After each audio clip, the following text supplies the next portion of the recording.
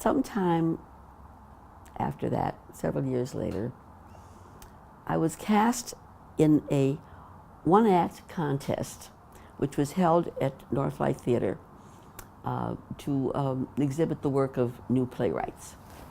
And I was cast in a show that was very clever. This talented playwright took the idea of a television show, say it's like Leave It to Beaver, and she turned it inside out, that all the characters are speaking not like the script of Leave It to Beaver, but more like a strange interlude. Everybody spoke their inner thoughts and stream of consciousness. And it wasn't happy talk. People in the family didn't like each other. I played the mother, and she was so meddlesome in their eyes that they tied her up and put her in the closet. And people were arguing, scolding, saying hateful language.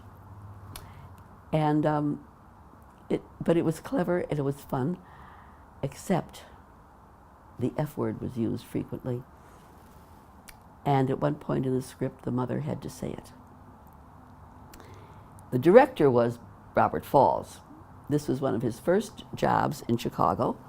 He is now an internationally famous director.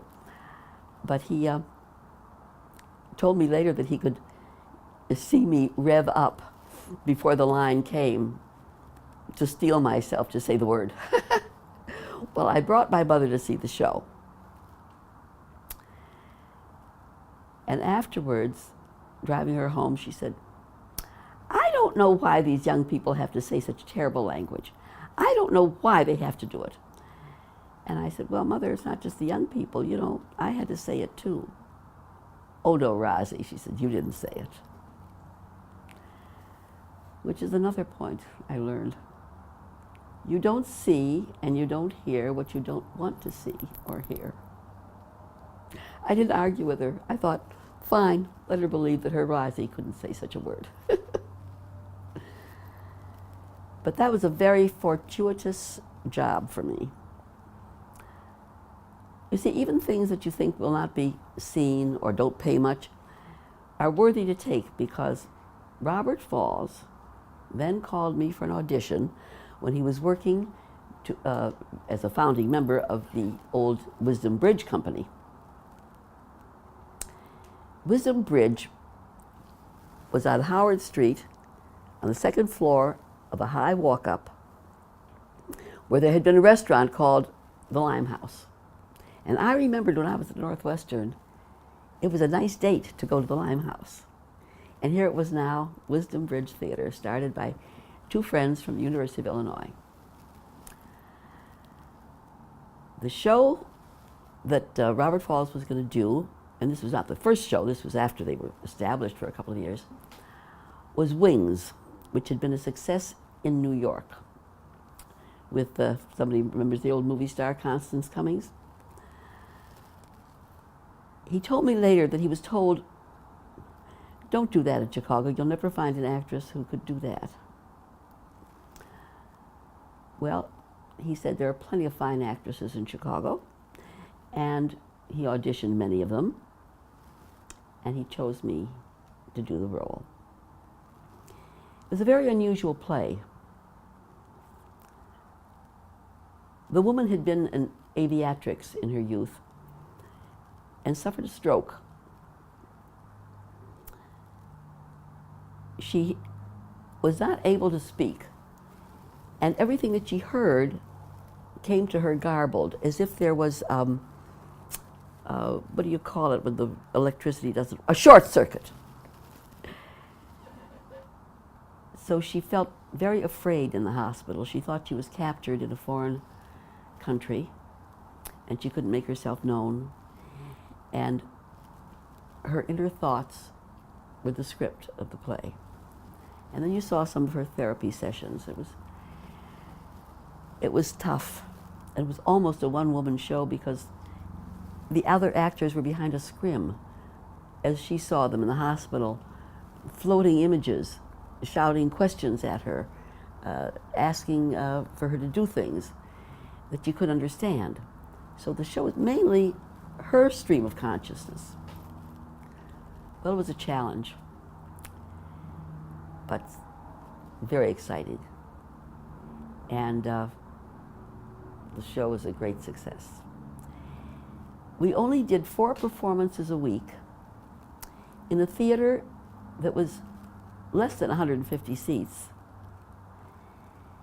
And to this day, which was 45 years later, I'm getting comments from people, I saw you in Wings.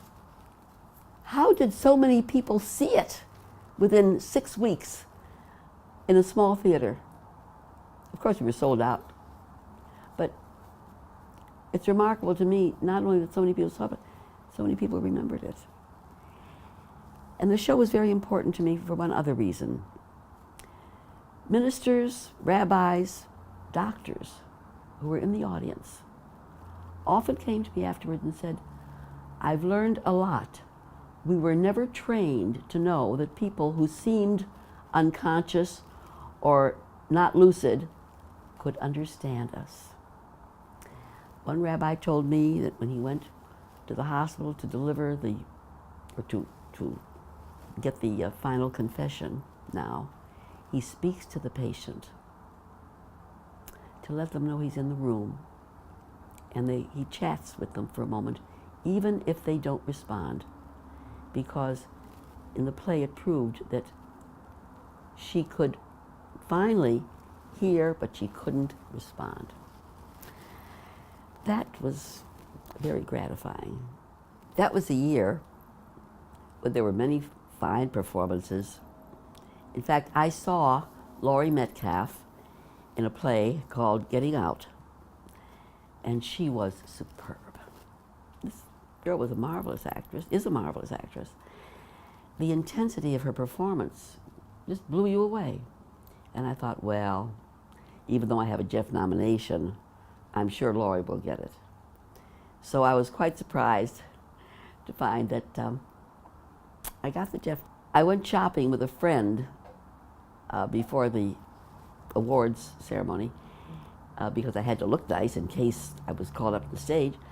And we bought a jumpsuit, black silk jumpsuit with colors on the sleeves. And my cousin Dawn lent me a silver airplane to wear on my shoulder.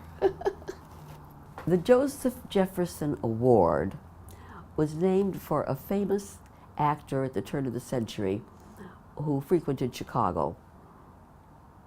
The Jeff Awards in Chicago are akin to the Tony Awards in New York.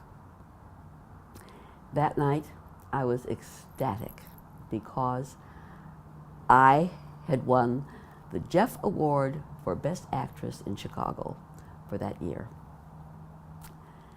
Well, I thought, from now on, I'll never have to take auditions. People will call me to be in these shows. It doesn't work that way. And I found out it doesn't work that way in Hollywood either. You can win an Academy Award and still not get a job. So I went on with my rounds of auditions. In the meantime, I was doing voiceovers and I was doing camera work. And we began to do more films in Chicago, feature films and episodes from television serials. And I was lucky enough to get cast, but never had any filming experience for feature films. Things are done quite differently in a Hollywood film than they are for a television commercial.